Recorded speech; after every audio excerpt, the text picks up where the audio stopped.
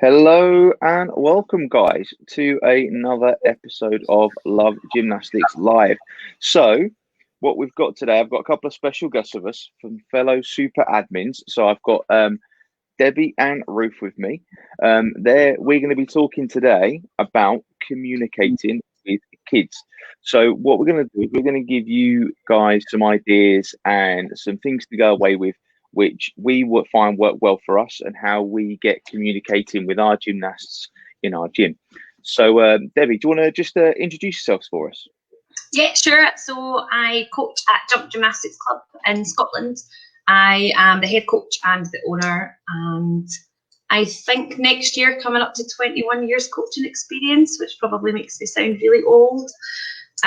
Also mum of two children who are one involved in the gym and one not. Wow. And Ruth?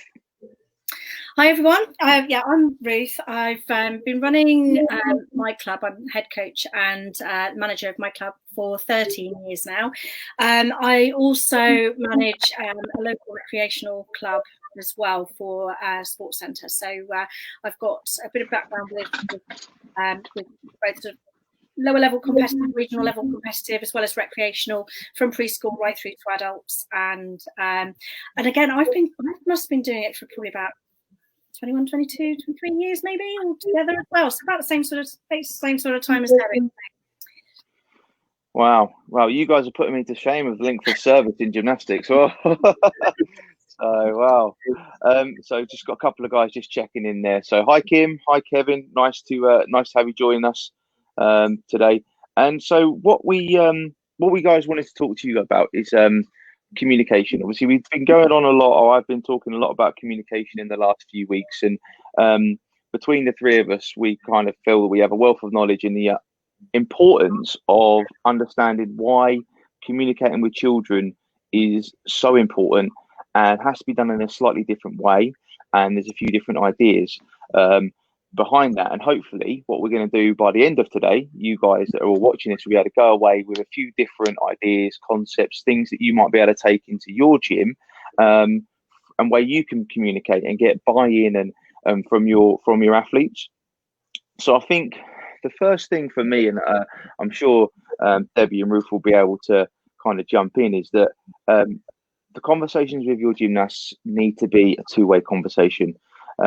By you just talking down to them, you're going to get, as soon as, certainly when they start to get slightly older, you're going to get them where there's pushback, where they're not going to participate, they're not going to be involved and not really pay attention to you as a coach. Whereas I think if you have that two-way conversation, then that promotes a much better culture in your gym. So, I mean, for me, I always involve my athletes in programs and things like that I'm setting, and that way they understand what I want to get out from them. Debi, what kind of things have you been using in your gym to get that conversation going with those athletes? So from our kind of recreation point of view, in our level, what we call our levels program, so pretty much our recreation program, we have all of our gymnasts are all kind of informally assessed every 6 to 8 weeks within a levels program. So we pretty much can look to see exactly where our kids are at by means of using the Love Gymnastics system. But we can also we've made up a bingo card so that each child is very much invested and involved in their development. There's also there's time within their sessions where they get a little opportunity to pick and choose what they want to work on that particular day, or if it's not a cartwheel day, that's fine, we could do a handstand day. There's just that little bit of ownership where they get to basically get to kind of help to plan and deliver their own program. Perfect. And then Ruth, kind of growing on from that, what kind of sort of things have you found that work well for you? All sorts of things, really. Certainly with the slightly older ones, we try and get them involved in what they're going to be doing, what they want to work on, and trying to incorporate things that we need them to do, but also things that they want to do as well, and try to mix it in together. So at the end of each term, I'll ask the children what they want to work on next term, what they are really passionate to get going with. We've done cards before where I've got them to write down sort of short goals, long-term goals, what they want to achieve in the following term and that sort of thing. Or I'll ask them for a bigger goal, and then we'll break it down into lots of smaller ones and that sort of thing, and sort of try and incorporate what everybody wants to do as well. So it's not just the children who are the ones that always pipe up and say, oh, I want to do. It's not just those children that are going to sort of like lead the way. Like I ask all the children, so even the quiet ones, you know, what do they want to work on, and try and incorporate something into the term that sort of serves everybody, really. Yeah, brilliant.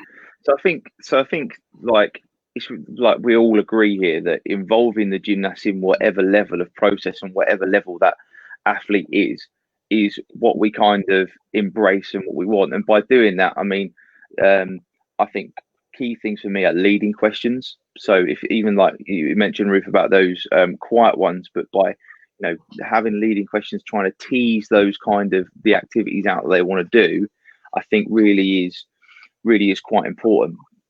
And have you found those kind of leading questions work for both you guys? Is that what kind of how you go about it? Yeah, I think it's quite important that the coach has a bit of an idea already in their head of what you're looking to achieve, and I think with some clever guidance, can work together with the gymnasts to come out with hopefully a plan that works for everybody. Definitely. And then so another thing that I think is quite important when we're communicating with these gymnasts is the silent communication. So I know for myself, I'm quite a tall gymnast. Tall gymnast. It's a very, very long time since I was a gymnast. I'm quite tall, quite a big person. So if I'm talking to my squad gymnasts, I can talk to them normally like we are now. We're having just a conversation. However, what I do when I'm working with them younger gymnasts, I like to get down to the level. I like to change my language. I like to make sure that I'm kind of not being too overpowering. I just seen there that Kim, you've come up with a question. How do we deal with teen hormones and attitudes? That's a very, very interesting one. I think for me, when I'm thinking about dealing with those teen hormones and attitude, again, it's about my presence again and about my body language. Because if I come over and I'm trying to talk down to them and really tell them that no, you need to do that right now, they're just going to shut down. They're going to go, well, I ain't doing that. Who do you think you're talking to, kind of thing? Because they get into that I'm Mrs. or I'm Mr. Sass. So I think that's really kind of and that relationship that you've built up with that athlete, I think it's really important to know when they are having one of those teen hormonal days, and when you're not. You guys, how have you got an I'm sure you probably have dealt with those teen hormones and those stonking attitudes that we can sometimes get. How have you guys dealt with it, Ruth? I mean, have you got some ideas on how you deal with it in your club? I've found one of the most effective ways actually is to get them to lead. So like you said, rather than sort of telling them, right, well, this is what we're going to do today, put the ownership on them, ask them what they want to do, what they want to get out of it, and how are they going to get there? What are they going to do to achieve what they want to do? So, what equipment are they going to need to get out? Right, I'm going to let you organise that. I'm going to let you set up some little side stations, and that's just getting them involved in probably a bit more of the setup than you would normally with the gymnast. Maybe just getting them a bit more involved, putting them in more of a leadership role, maybe giving them some other children to work with that are younger than themselves and saying, well, right, you're in charge of this group today and you are going to work on this. That has kind of worked for me, just to try and give them a little bit more responsibility and almost just making them think a little bit more than just about themselves, about other people, the rest of the team as well. So, definitely, Debbie. What about you? Dealing with those attitudes that sometimes those gymnasts can come in with. I'm kind of dealing with this at home at the moment as well, but we'll not go there. Oh wow! With a teenager at home, But yeah, I think very much like what Ruth was saying, adaptability, being able to adapt your sessions to make sure that, as soon as a gymnast walks in the gym, if you, as soon as you welcome them, that something's not quite right and it's not going to be, their kind of optimal training session, then being able to adapt your session with their input. What are you feeling up to? What do you feel like doing today? What is the right thing for us to work today? Just making sure that you're continuously asking questions and allowing them to be a part of the planning. I think that's really important. Mm-hmm. Definitely. So if we, hopefully, Kim, that's given you a bit of an insight into our experiences, and maybe that's given you a few little gems that you can take away, and help deal with some of your teenagers or hormonals. And then, Kevin, here you've put, we start a line up, we ask about their day, what they've done, bit their plans, helps them understand how they're feeling, and you can adjust the load of the session from there. Spot on. I think that is exactly what we're, with that adaptability, that ability to understand your athlete, and kind of from that immediate lineup, they can, you can gauge as a coach what kind of session you're going to have probably within the first 30 seconds, can't you? Because like I said about my body language and how I am, it's a two-way. It's exactly like we said at the start. It's a two-way conversation, isn't it? We can tell from their body language and how they're going to deal with it. So obviously we're talking about, different ways and different levels of communication. Obviously you've got the types of learners as well, haven't we? We've got visual, auditory, kinesthetic, that kind of stuff. What kind of things do you see as being different levels of communication and different ways to kind of communicate with people? I mean, Debbie, we spoke about, the type of language, didn't we? Beforehand. We'd had a bit of a conversation about the using the sign language that's provided by British Gymnastics, and bringing that into your program. So I know that a lot of the UK based level 1 and level 2 courses have different communication methods within the courses, but I think taking that to the next level, and when you've completed your course and continue to revisit these, whether it's a session where the coach is only allowed to ask questions, or it could be that the gymnast is maybe, I don't know, I think we spoke about a few different things. We spoke about how the gymnast could be blindfolded, obviously post-COVID. The gymnast could be blindfolded to experience that level of communication, just experiencing lots of different sensory experiences. There's obviously lots and lots involved in that, and you can take that as in depth as you want to. We had some fun with it with our gymnasts. They did their session where they were blindfolded, or where they were only allowed to speak to one other member of the team at the time.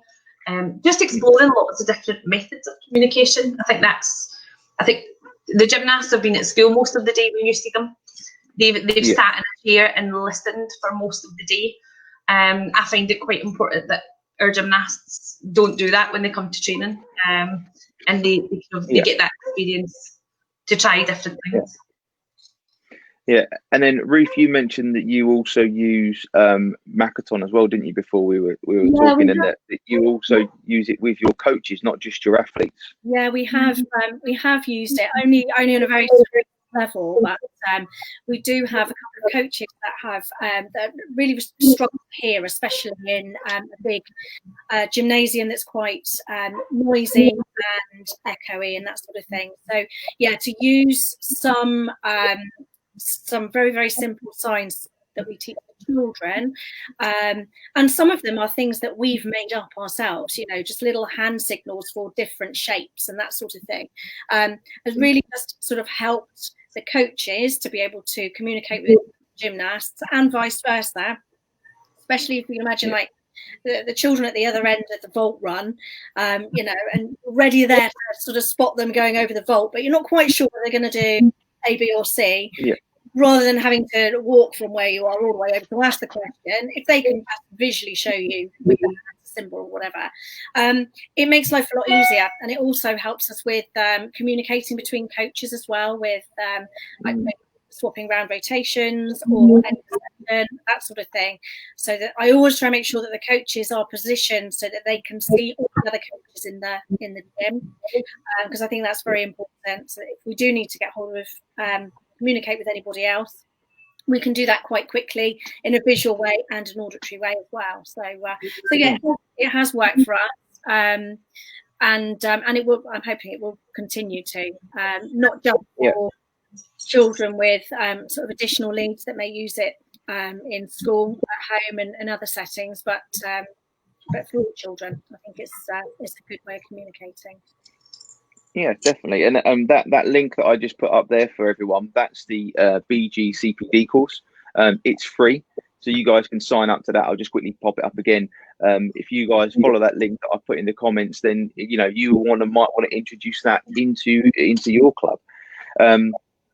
Kevin's mentioned that self-evaluation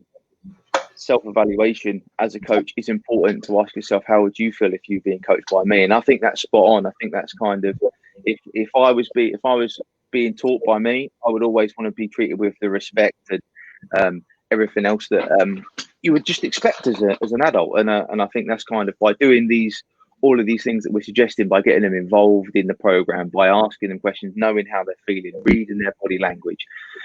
Those are all things that are going to make sure that we do those, and we're conscious of that.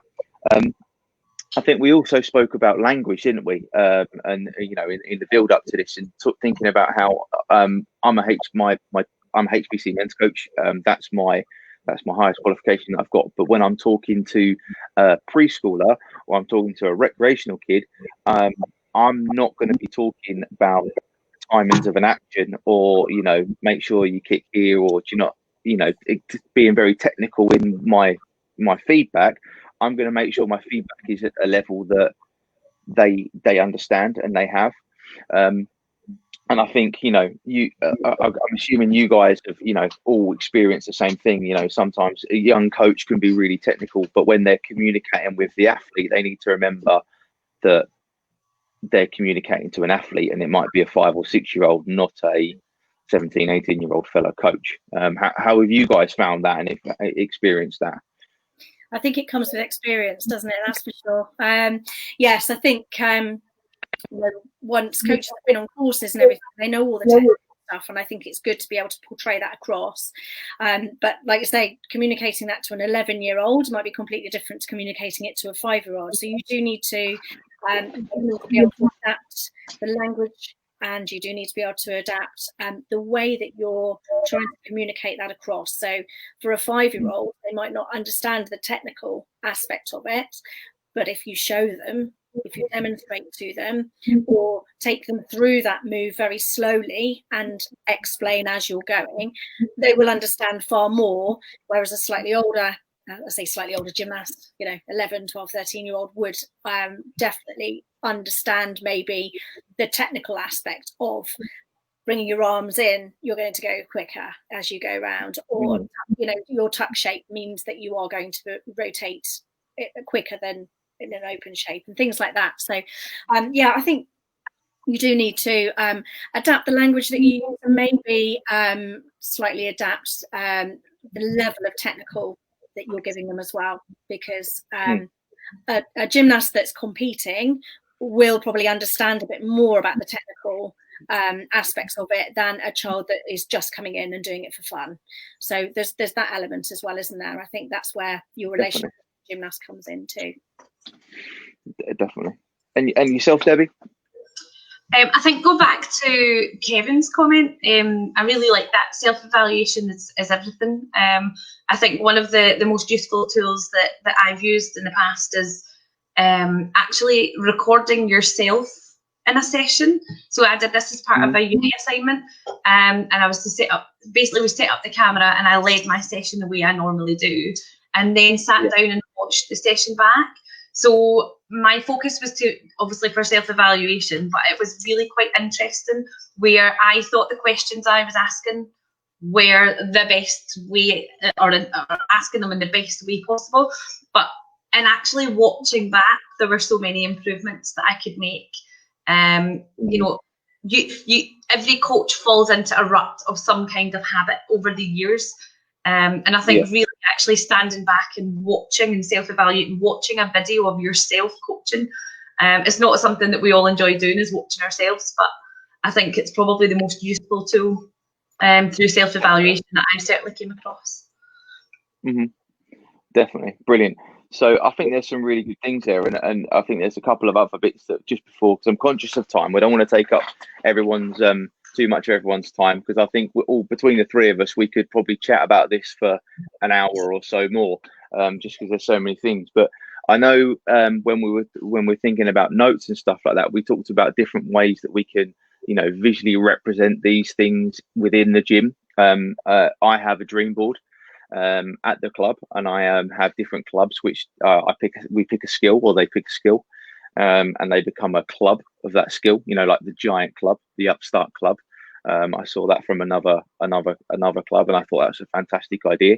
And then the other thing is that all of it, the women's side do this very well, the men's side not so much. We work in a slightly different way, but the women's side, all of the athletes have a dream board, and we write their dream up on there.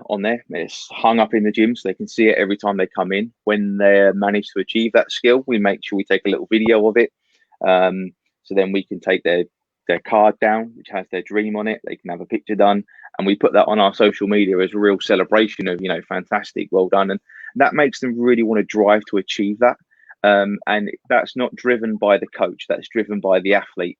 And I think that's, you know, quite important, is that they have that ownership and that drive.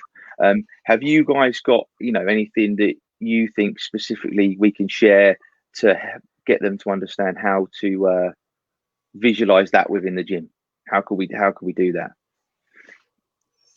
Ruth, you mentioned sorry, Debbie. No, sorry, Debbie. You go first.